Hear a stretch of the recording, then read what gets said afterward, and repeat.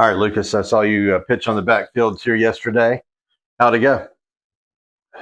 I thought it went well. I walked the first guy, but after that, it was I think I got 9 outs consecutively. So Yeah. it was a good result outing.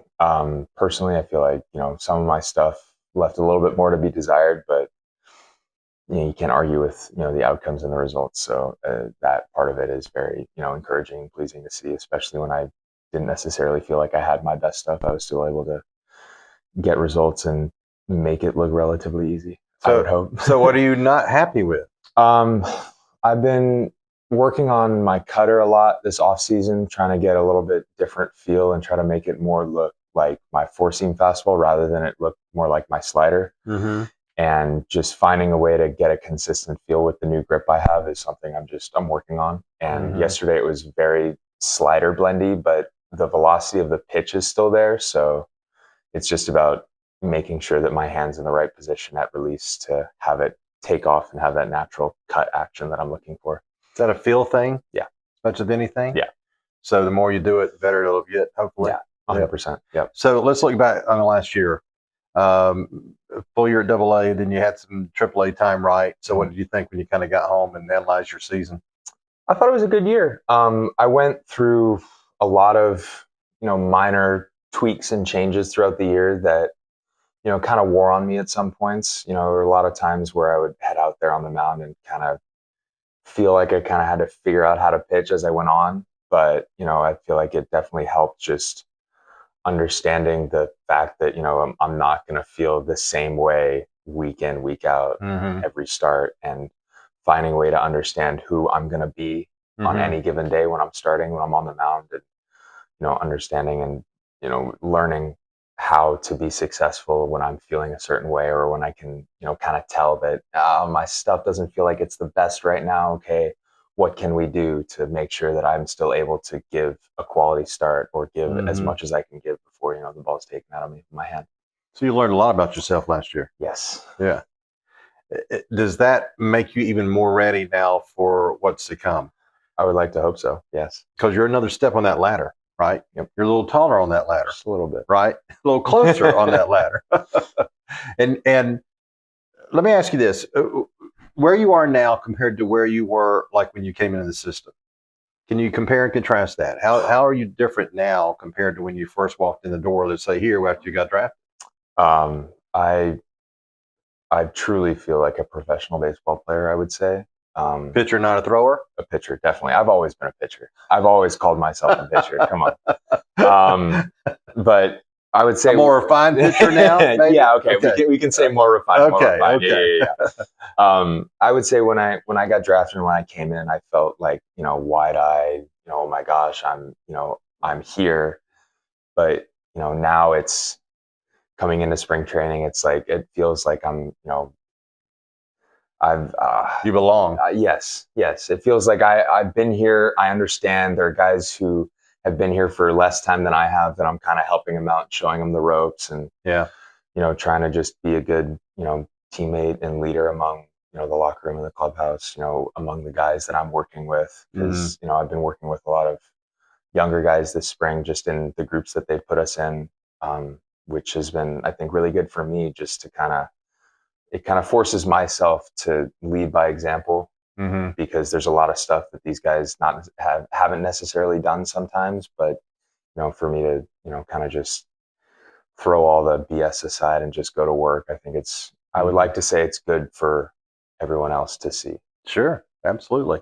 When we were in Columbus last year and I visited with you, it was right when the major league staff was kind of falling apart, and we were like, well, what's going to happen here? But it was almost like what was happening there, but you, even in AA, kind of on alert even more. Yeah. That, well, you never know.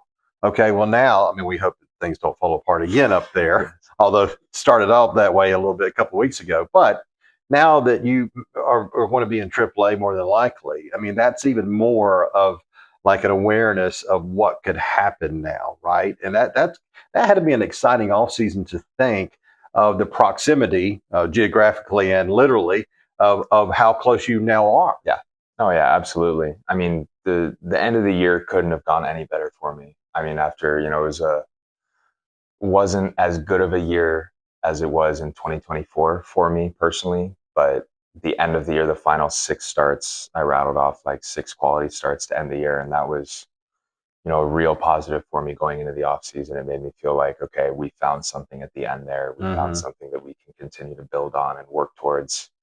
And especially in AAA, the numbers per se weren't, great if you're talking like analytical metrics. Like I wasn't getting much swing and miss.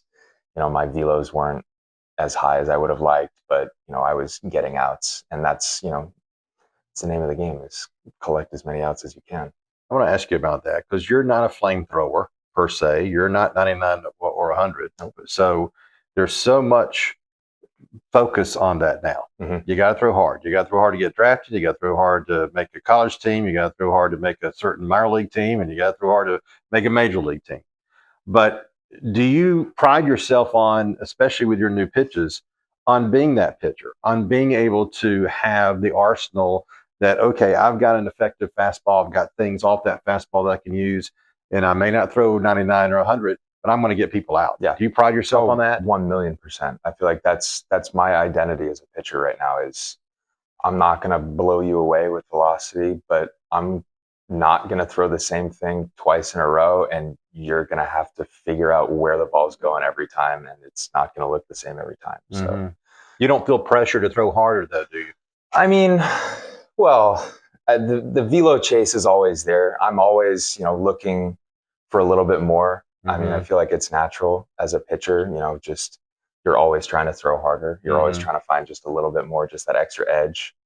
But especially this year, it's still there in the back of my mind. I'm trying to build strength and work harder to get a higher fastball velocity, but it's not my number one priority right now. And it's more so like in a top five, it's maybe like 4 or 5. Yeah. It's like, because I'm just focusing on executing pitches and then tunneling other pitches off of those pitches to make it, look like a different pitch than I'm throwing. But you're a little bit older pitcher, so it's not like you're younger and you feel like, well, if I'm at 95, I've got to be at 97. You know who you are by now, yes. Right? Does that help a little bit? Oh yeah. I mean, it's easy, at the end of the day, knowing that, okay, I'm going to probably go out there and I'm going to be, 92, 93. If it's a good day, I'll, get up there to a 94, 95. But, understanding that, okay, that's my peak. Now, where can I throw my sinker, my cutter, my slider, my changeup, my curveball? And then what are these hitters telling me based on how they're reacting to those pitches to what can I throw next? All right. So any particular goal for this year as far as the pitches, or are you to the point now where innings pitched is it? No, I would say my goal right now is I want to make sure that all of my pitches are distinct and different. And especially just with my 3 fastballs, my 4-seam, my sinker, my cutter, I worked a lot on those this offseason, trying to get just a little bit more shape, like vertical break, horizontal break, those kind of numbers. Because if the velo is not coming, I've got to find a way to get more zip or more vertical or more, run or sink. And I feel like I did a really good job with that. The people I worked with back home in Los Angeles were, really good at exactly what I needed this off season. So, it's looking good, and just got to put it all together and have some fun out there. And you're excited, I can tell.